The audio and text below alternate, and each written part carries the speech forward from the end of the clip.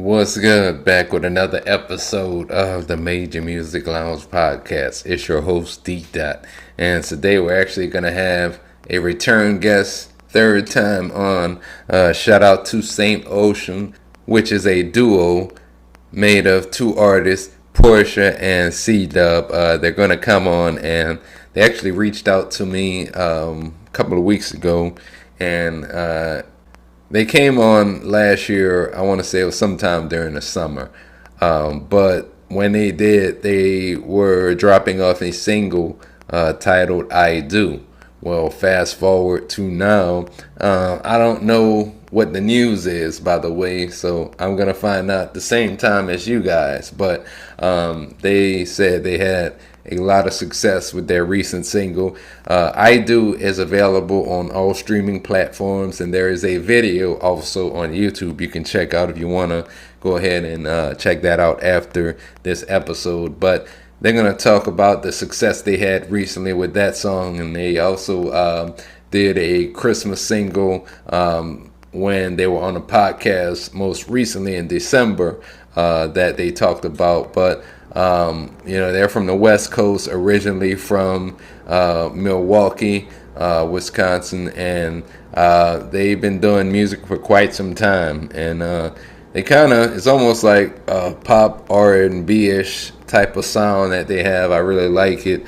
Both very talented singers, so we'll get into some of the work that they've been doing and more. If this is your first time tuning into the Major Music Lounge podcast, I like to talk to other independent music creators. You can follow me on Instagram at d._major music. Same thing on TikTok and Threads. I am also on Twitter, X at d.mme. And if you are interested also in getting on one of these episodes, you can hit me up on one of these platforms, and I'll take a look at some of your work, and then we'll make it happen as well. Looking for guests for upcoming shows this year's February 2026 now, but we're going to be looking to fill some interviews for February and March. So if you're interested in getting on a podcast, you can hit me up on any one of those socials, and we'll be sure to reach back out to you and see what we can do. So let's go ahead and get into the interview with Saint Oshun, Porsha, and C Dub. We're back with the Major Music Lounge podcast, joined with C Dub and Porsha. Saint Oshun, third time around, coming on. They reached out to me, a couple of weeks ago, and said that they had some recent success with their single I Do. And I'm gonna let y'all take the floor because we want to hear the success that you've been having. So let us know what's going on with I Do. So we actually released I Do. What was it, Portia? Was it a year ago? Was it a couple years ago? Oh yeah, because No Better was last year. You're right. So 2 years ago, and when we first wrote the song, actually, we were not actually writing it for ourselves. We were writing it for a major label artist. That and 2 other songs. Right? We ended up writing 3 songs. That portion. Okay. And the major label artist ended up getting in a fight with their label and not releasing anything. So the songs came back to us. So we ended up having an opportunity to get I Do placed in a TV show. So we ended up releasing it ourselves. So flash forward, here we now are in 2026, and we all of a sudden I Do has just hit a bunch of playlists, and we also are up for a couple more placements. We work with a music supervisor, and it's up for a couple more placements in TV shows. So we've started to just push the song again because it seems like it's getting some legs. Yeah, first and foremost, congratulations to you, for the success of getting this picked up. You said television show or movie or publishing. Yeah. Yeah, so, and we kind of, on the first episode, talked about, even a little bit on the second, but talked about the importance of, like, music publishing for artists. Because a lot of artists, a lot of music creators, they just they're creating music, they're dropping music, but one thing I also like to stress is your older music are new to your newer following. That's right. And sometimes you have to revisit those. Like sometimes I may go ahead and post a music video I shot 2, 3, 4, whatever, however long ago. And a lot of people see that, then they may go and either watch the video or go on streaming platforms to listen as well. So I definitely encourage a lot of artists not just coming up with new music, but also focusing on your older catalog.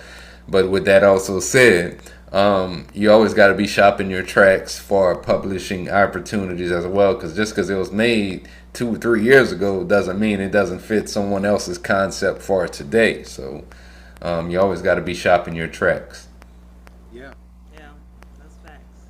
Yeah, and artists that are listening, one website that you can go to is called Artist Portal, Okay. and Yeah. you can do the free version, and I think you can submit maybe 2 or 3 songs a What you month. talking about on Spotify? No. The actual website's called Artist Portal. Okay. And I think you could submit 2 or 3 yeah, tracks. that's Yeah. 2 or 3 tracks for the free one. Wow. I Okay. think you can. I think you can upload maybe up to 50 songs, and then if you do the pro version, I think it's like $15 a month, so it's not like it's crazy. You could submit unlimited, and they depending on the month. I mean, they obviously can't control the opportunities that they have. They just get submissions from other music supervisors when they do. But I would say in a month, there's probably somewhere between 10 and 15, and they're not all going to suit you as a producer or as an Sure. artist. I mean, if you're a hip hop artist, sometimes they're just pop, sometimes they're just instrumental, like string, classical, like it's all over the place. But I mean, it's a great opportunity, even if you just do the free version. And it also can sometimes give you inspiration if you're like, well, I just want to write more to get into the sync world, because they're letting you know what this TV show is looking for, what this movie Yeah. is looking for, and it gives you an idea of, like, a lot of times, at least for us, it's like, oh yeah, I don't know that I ever would have wrote about that, but now I will, and so it gives you an opportunity to write something different. Yeah, and I feel too like for like a lot of artists that and producers that want to get into like publishing. We had a guy by the name of Marcus the Fingers Manderson on, and he originally, I've been following him for quite some time, but he was a producer that was making beats at one time for just solely the intentions of, all right, I want to give it to this artist, I want to give it to that artist, and he had some success doing that. But when he came on and told his story about like publishing, and how he changed his focus to that, I only say that to say, like, when you were describing how some TV shows they may want something upbeat, they may want something dark, they may want, just different types. And that kind of, as a creator, will take you out of your comfort zone, and you may subliminally, like, learn how to create different types of music or different tracks based off of kind of like what they need. So I think it definitely challenges you from that standpoint. And the other thing I learned too from this, when I was submitting tracks, and this is more so like the way the track is arranged, but they like these what they call sting endings, which they kind of just end abruptly rather than kind of fading out. And I think like a lot of artists too, for example, that get frustrated, or creators that get frustrated because they're not getting selected. I think also getting that feedback will also give you some more insight as far as like what they're looking for. Because I used to go through a site years ago. They shut down actually during the pandemic, but I got 2 gaming placements through this site called Music X-Ray. But They shut down? they shut down. I think it was like 2 years ago. They had sent like a memo out, and I was kind of disappointed that they shut down, given I got the opportunities from there. But like, what I liked about it is, I mean, there was a fee to submit, of course, for most of the opportunities, but they just had, whether you wanted to do gaming, TV shows, movies, I knew people that got like placements, in arenas during like NBA games, for example. They get some of their music played in there. So I mean, and kind of going back to Marcus, he used to look for these opportunities. He was telling us here on YouTube. He used to go on YouTube, look up like music supervisors, and he'd reach out to them and see what they wanted as well. And that way though, he wasn't paying any fees, and kind of like speaking to your method as well. So, what's the site again? Or the Artist Portal. Artist Portal. ArtistPortal. Artist Portal. Yeah, I'm gonna have to definitely check that out as well. But yeah, don't limit yourself, artists, to just dropping like music on these streaming platforms. There's so much more out there for you to be earning. So, Yeah. Portia, what's your thoughts on it? On just music publishing and your I do. Yeah, I mean, we're finding it's a really amazing opportunity for people that are already making music, you know, because you're right, like we short sight ourselves because we don't even know about it.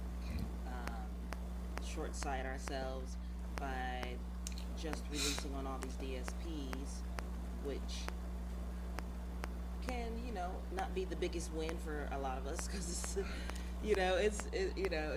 it's it's pretty highly saturated market. Yeah. Um, but yeah, it is really a great opportunity to get your music heard a different way. It's through sync licensing and publishing. So it's good that we talk about these things because there was a time when I didn't even know about it. But it's just a matter of getting connected to.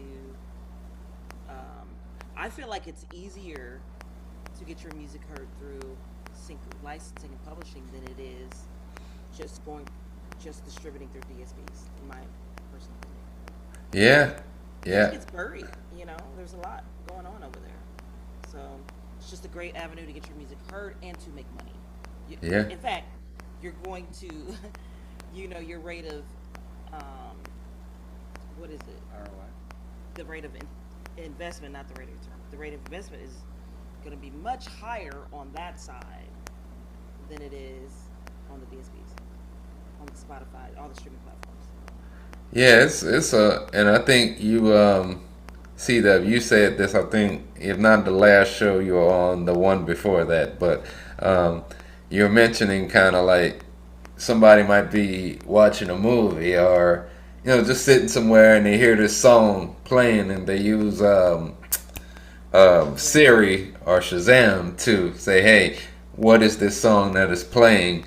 And it's the fact that being on a movie or a TV show or whatever is it's kind of like free promotion in a way because there's several times and this used to happen more so back in the day where I'm watching a movie and I hear this dope song and I'm just like, okay, I got to go find this soundtrack. And that was, I mean, even before like Siri and a lot of this technology that we have now. So yeah, definitely don't sleep on these publishing opportunities because that's kind of like free promotion right there. Yeah, it's like getting your music heard and being able to make some money, like some real money. This is Coming Dime featuring Slim Thug. Yeah, I think that came from my home pod in the other room. Man, sorry to jump away like that. Yeah. So Some artists. I mean, I don't know if we talked about this on that other show, but some artists that was the beginning of their blow up. Like we talk about Lizzo all the time, and Lizzo had a couple of really good placements before she got noticed by a label, picked up, and then all of her stuff was re-released. So it helps you to make some noise in a very noisy world. yeah, and I mean, if you really think about too, like independently, like you're getting your placements, which may lead to more streams at some point, and then you may have a label comes to you and want to sign you for a couple of projects or maybe a couple of years or whatever that looks like. But you may also, with that said, have a lot more leverage to not necessarily have to take whatever deal comes to you because you're making so much more independently. Yeah. Yeah, and I think it's really important, piggybacking off of what you just said, that a lot of artists are really thirsty just for any deal. And a lot of times it's better not to have a deal than to have a bad deal, because then you're locked into something. And if the deal isn't good, you're not making any money. And honestly, if the deal isn't good, the label might not really be that interested in you, but they control everything that happens. So if they don't want to release something, they won't release something. And then you're stuck in this limbo because you can't release without their permission, and you have no money to be able to tour with. So it's better to be smart, and if it's a bad deal, have a lawyer look at it. If it's a bad deal, just don't sign it, because just because you can say you're on a label doesn't mean that you've made it. Oh yeah, oh yeah, and they get blinded by just the fact that, oh, I'm going to get signed, rather than like, what's the benefit of it? Like, you may be better off being independent. Yeah, Sign, what does that mean? You know, in 2026 especially. Yeah, buzzword. yeah, especially now. Yeah. It's Yeah. it's a relic in a lot of ways, because people still rely on it, thinking that it meant what it used to mean. And it's not that it can't be great. It can totally be great. Yeah, But you have to have some kind of leverage. You have to come in with numbers. Somebody just asked me that today. It was a producer. The producer just graduated high school. He said, "Oh, you know," he was looking at our stuff, and he's like, "Oh, well, you know, I'm trying to get signed." And I was like, "Okay." He said, "Well, what are labels looking for? They're looking for great producers, right?" I said, "No, they're not looking for great producers. Not looking for great singers. They're looking for numbers. Numbers are ultimately what helps them to stay afloat. Great singers, if they're a great singer, on top of it, that's great. But ultimately, it's a business, and people hate to hear that. But if their business fails, it means that there's no money for anybody. So Yep. they have to, when they're looking at you now, they're looking at, can you generate revenue so their business stays in business? So Yeah. sometimes it's better just not to sign the deal, because it doesn't make any sense to them or to you. yeah, yeah. That kind of actually makes me think about right before we started this episode, I was actually just shooting some more content, and it was about that Sony BMG is actually considering purchasing DistroKid. Now, why is that important? Because independent artists right now are generating basically 40 to 50% of DistroKid's revenue. So with that also being said, that a lot of labels are not signing artists anymore, so they're trying to get a piece of that pie, because of that, because they want to make their profit. So a lot of the game is changing, and for independent artists and creators, they're not making enough off of these platforms. And if this goes through, this sale goes through, it might even be less that we're making as creators. So only, looking for some of those opportunities, like publishing, for example, or any other ways besides just streaming, I think is very important for artists and producers in 2026. For sure, and I think from a producer standpoint, really from any artist standpoint, you have to think like a business person. You really, really, even when you're signed to a label, you have to have a business mind, because if you let them run your business, they will screw you any way that they can. So you have to have the business mindset of, where are my streams of revenue? And if that means selling T-shirts, if people want to buy T-shirts, you sell T-shirts. If they like perfume, sell perfume with your name on it. Like, ultimately, you're building a brand, and your brand has to be able to survive, and it survives not on just hopes and dreams. It also survives on cold hard cash, because that's what you're going to use to tour with. That's what you're going to use to continue to generate your merchandise. So you can continue to use to buy your plugins and all the stuff that you love so much, your microphones. You have to. It all revolves around being able to have enough money to continue to move forward, and marketing ultimately, if you're really trying to build your own brand. So a lot of people don't want to hear it, but you have to think about all those revenue streams, whether it's selling your tracks, just your production tracks for people, whether it's touring, whether it's your merchandise, whether it's licensing.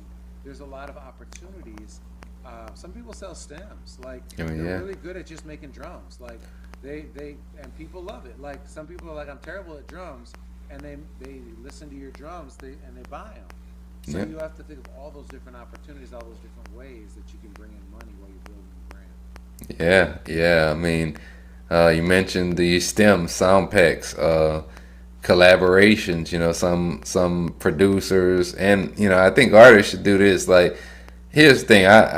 And artists always talk about producers want to make money off of beats, which is true. You're paying to use our beats, but at the same time, why not charge for your verses? You don't have to be, a platinum artist just to charge for a verse, especially if you're established. Now maybe if you're not established, you probably want to, do some work with some people to try and, get your sound out there, get your name heard.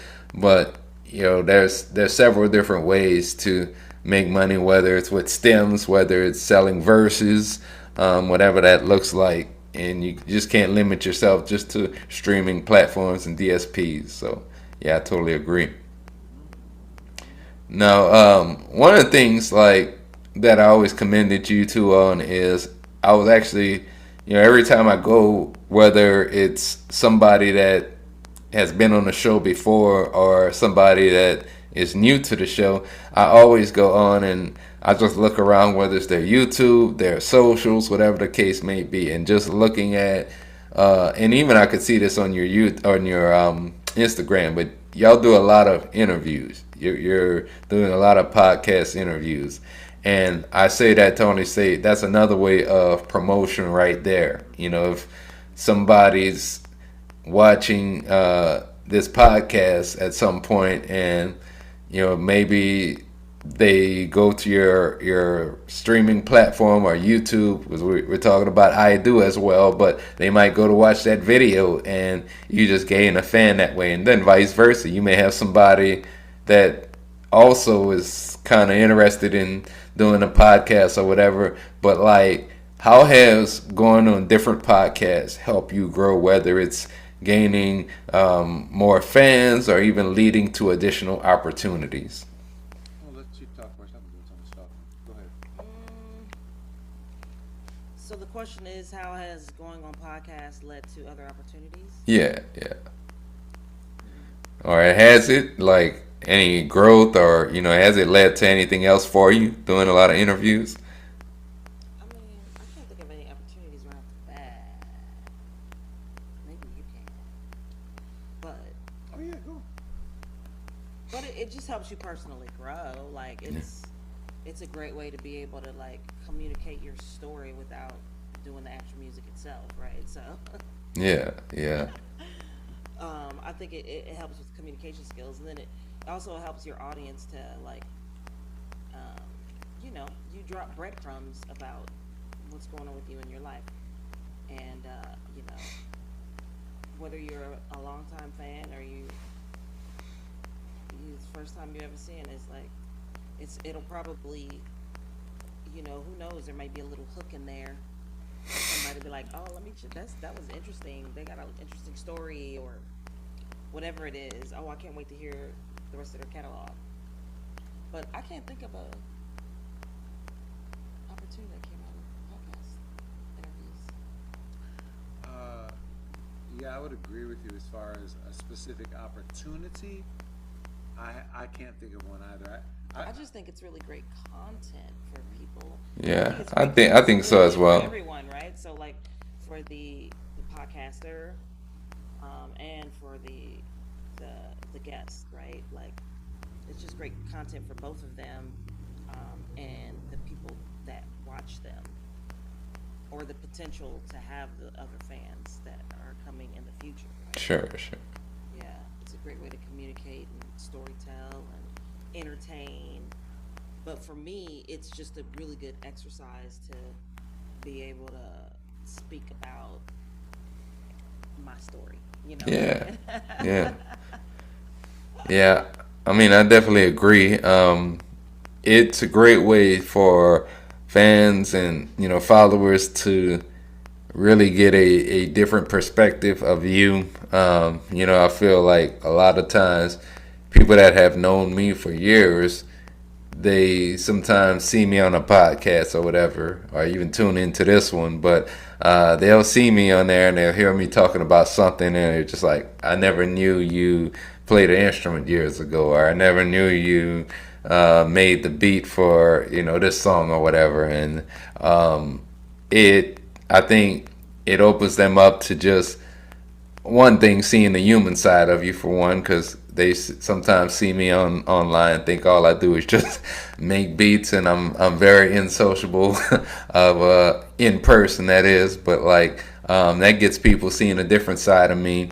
It has to some degree like brought me opportunities as well. Like there was a producer by the name of Rook One who actually was on this podcast as well, and him and I ended up coming up with like 3 different projects together over the last couple of years. So in that regard, and even like some of the people that followed him and liked his production started following me as well. So I guess like from that perspective, but also like I think for independent music creators, and one of the reasons that I personally started this podcast, like, and you heard me kind of allude to, before I did this podcast, I did another online radio show years ago called The Producer's Corner, where we talked about pro audio music production and audio engineering.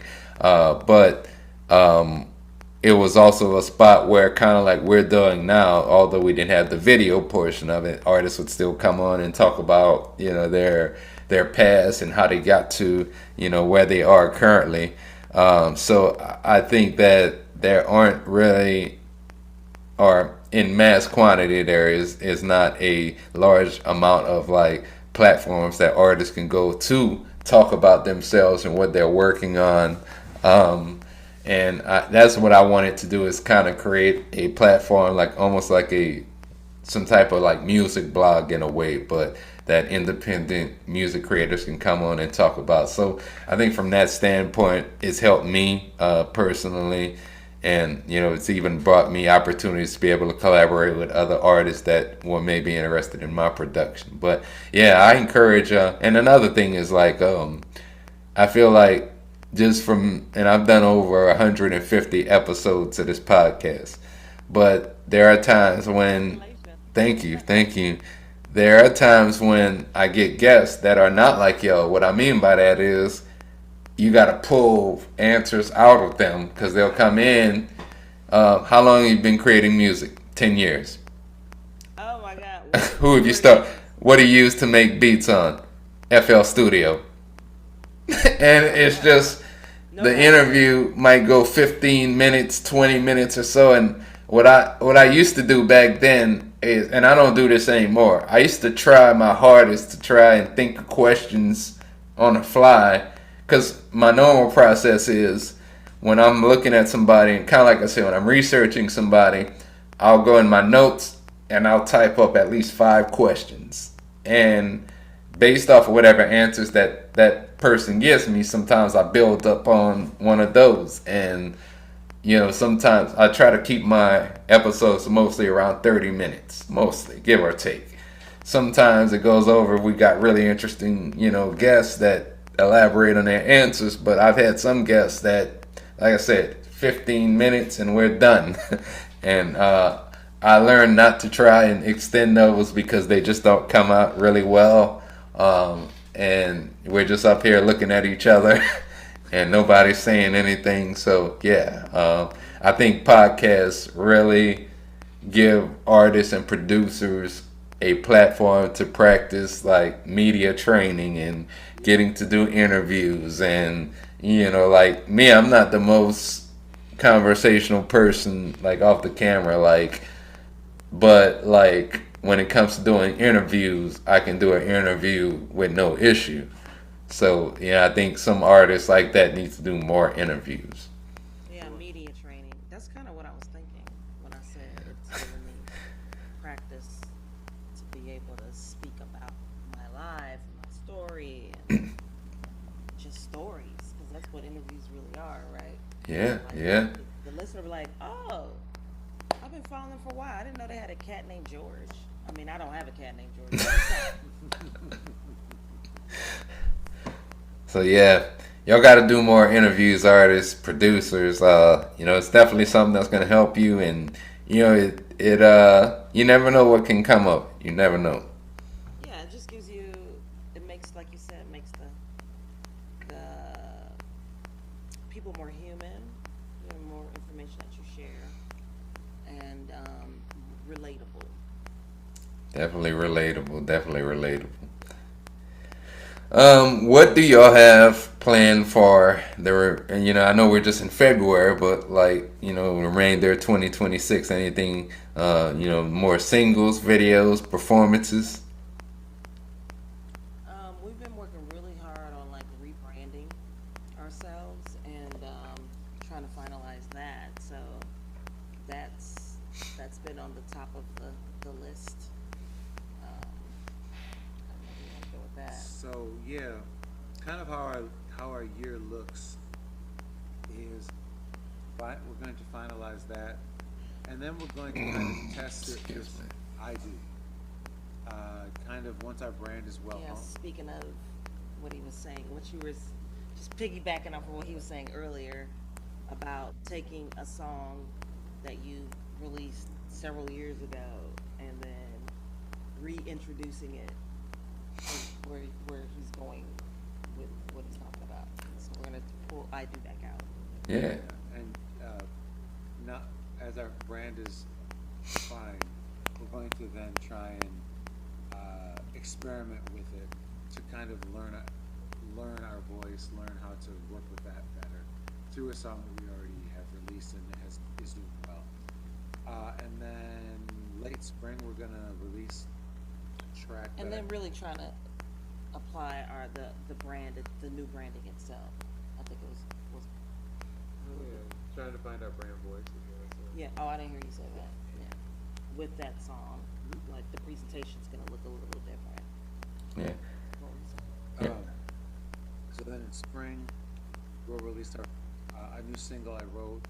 It's at least a couple years ago. Yeah. We finally found a producer about a year ago that could do New Jack Swing and do it properly. Yeah. I remember you were saying you wanted to bring that back. Yeah, yeah. So yeah, we'll drop that in the spring. We'll do a music video with that. Okay. Then in the fall, we're kind of going back and forth. We might do a collaboration with another artist. We might release a cover song. But we'll do one in the fall, and then we're gonna Christmas songs in summer because that's when Yeah. film They be and looking. like, Yeah. Yep. But we actually are sitting on a couple from last year that we just felt like we wanted to re-record. So for sure, we'll at least release a Christmas single as well this year. Somebody gave us the idea of an EP. We'll see how we're feeling Christmas about doing EP. a whole EP. Yeah, yeah. Sitting on 2, so maybe we'll see what happens. So that's kind of what it's looking like right now. We're working on possibly doing a tour in summer. There's a big festival that kind of wants us to come through back home where we're from in Milwaukee. Okay. And if that links up, then we'll probably do some dates on the way there, do some in the Midwest, and then do some on the way back to California. Yeah, if y'all ever I'll pull up in Dallas, I'm pulling up on you. So, I want to see ya. For sure, Dallas. It would either be Dallas, Houston, or Austin, or some Yeah. of both. Yeah, maybe even Austin. I'm only like 3 hours from there. Same thing with Houston, so I'm not too far from either one of those. Okay, Yeah, cool. yeah. Yeah. Do you have any shout outs for like supporters, other people that you work with, or fans or anybody? Yeah. The first shout out, as I was just thinking about him today, is the producer that did the New Jack Swing track, Michael Mayo. He also produced I Do, actually. Okay. He's an excellent producer, and a lot of his work, actually, he does a lot of work for musicals. He does either the backing track or actually writes the scores for musicals. So he's very, very good. And so what I like about him a lot is especially when he does our live tracks for live shows, he makes them super dramatic, which I really love. But that comes from his, his theater producing. But he's just an excellent producer. So big shout out to him because we've been working with him for a couple of years.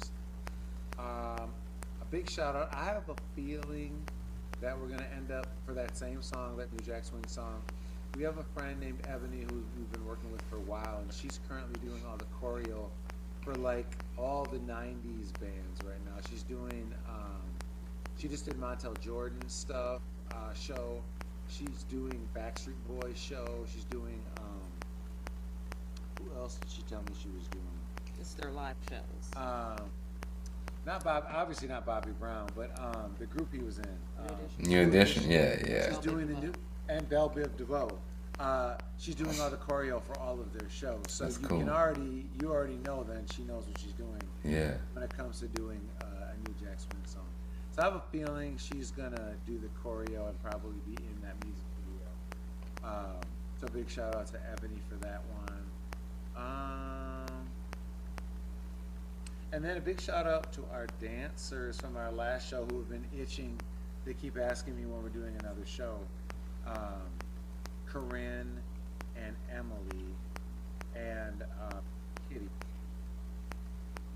They did our last show and really want to come back and do another show. Yeah, So because big shout out to them. we had performed that live for the first time. Rest The of it, very New Jack Swing song we're talking about. That's awesome. And Corinne was the one that choreographed it. It's pretty dope. So, I don't know. We'll probably be in a lot more live shows coming up. Yep. But, yeah, shout out to them.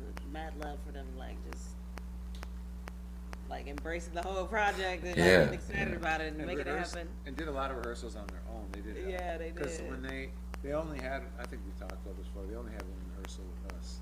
They Wow. did a bunch of rehearsals outside of. So when they came, Yeah, shout out to them.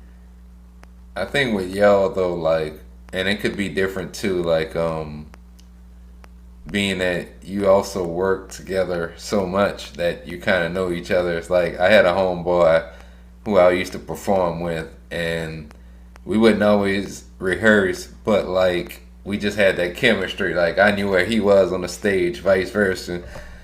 And like when he'd be rapping, I knew when to do the ad libs, like over his lyrics, and vice versa. So like we had that kind of chemistry. So I'm sure y'all, being that you've worked together for so long, had that chemistry as well. Yeah. Yeah. to some degree, I feel like both Porsha and I back when we were performing like 120 shows a year. Yeah. We spent a lot of time rehearsing the show, both about placements and what was happening. And I know we both missed that really super rehearsed polished show. Yeah. Yeah. Yeah, there's nothing like a really rehearsed style show. Out of that, you just extra confident. Like I'm about to kill it. That's real. Cause you've been rehearsed it like a gazillion times. You ain't gonna forget nothing. Not gonna forget nothing. Then that's the worst, when you get on stage though with somebody and they forget their lyrics, and you just. I know. Yeah. But yeah, when you rehearse with lots of rehearsal, it's just a universal law. Comes great confidence. Period. Yeah. Like as much as you shed is gonna be it's gonna Show up on the stage. Yeah. I believe in that too. There was a coach that I used to play for, and he used to always say, like, however much time you practice in the gym, that like it's gonna pay off in the game. Like, you maybe spend an hour shooting before the game or whatever, and it's gonna pay off in the game for you. So I kind of took that to music and beyond as well. Yeah. Yeah. Where can our listeners follow you at on socials? Saint Oshun. No matter what social you looking at or you hanging out at, it's gonna be Saint Oshun, and it's not the full word Saint. It's ST. It's the abbreviation. And STOSHUN.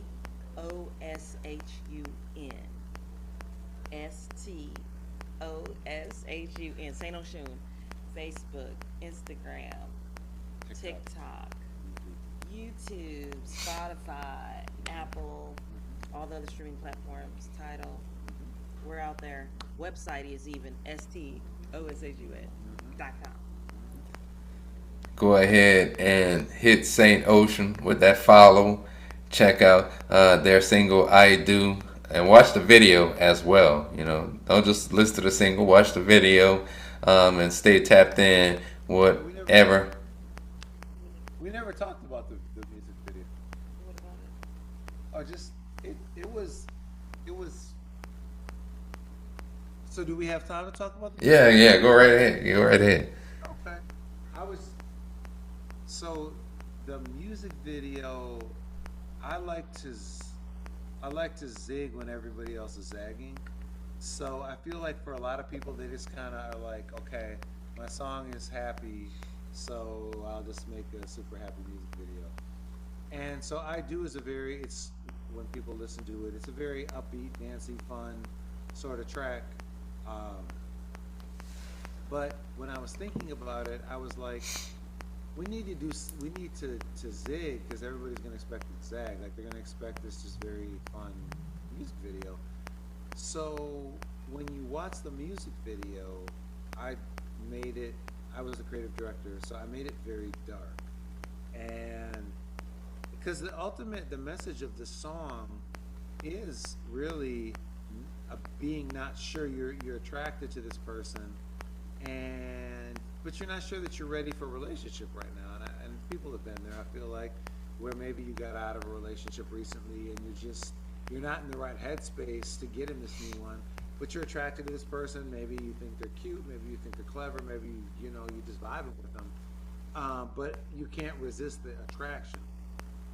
So in the music video, and I won't reveal the whole thing, Porsha sort of plays this voodoo queen, and if you watch closely, and I'm not going to give away because you should watch it and see if you can figure out what I mean, but as you watch it, you're going to see all of these statues around her, these white statues around her, which is sending the message of the song, but I'm not going to say any more than that. But I think it's really fun to watch, and when I've talked to other people and I've told them about it and they've come back and watched it, they're like, oh, that's cool. I had to watch it a few times to kind of figure out what Porsha was doing and how did you end up like one of the other dudes in the music video.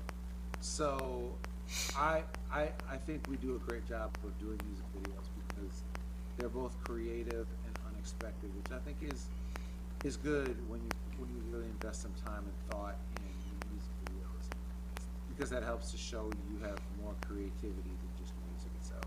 Yeah. Yeah, and then I wanted to correct you. He said that he made it very dark. I wouldn't consider it very dark. I would consider it kind of dark but playful. Oh yeah. It's not the Weekend dark. It's not. Yeah. It's a playful dark. Yeah. That's correct. So it's fun. It's always going to be a fun factor. That's good.